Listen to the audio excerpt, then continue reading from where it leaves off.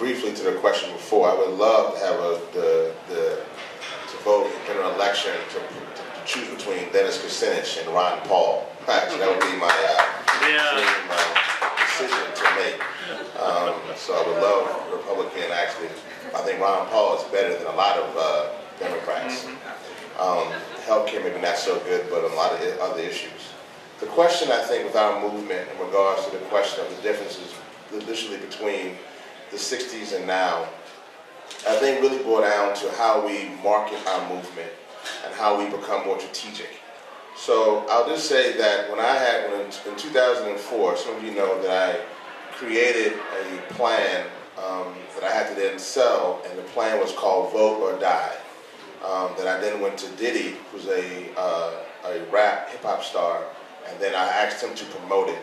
In that plan, we registered 1.3 million people. And in doing that, one of the things that I noticed in our movement is that our movement and the anti-war peace movement, and we have a hard time translating, moving from the academy to the avenue, from the suites to the streets. And in that process, we're not literally willing to even conform our message so that it becomes a message, not to water down the message, but then how that message can communicate to the masses.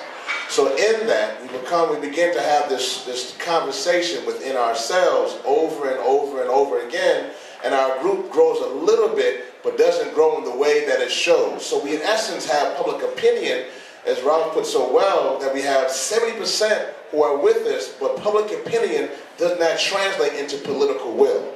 And so we haven't figured out quite that how do you take public opinion to translate to public participation to translate to public will, to political will.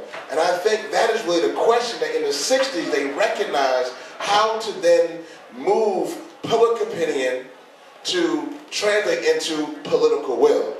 We are getting stuck in the middle, and until that happens, those who are supposedly for us or with us can then talk to us about public opinion on one side, use our efforts, and then force their own political will.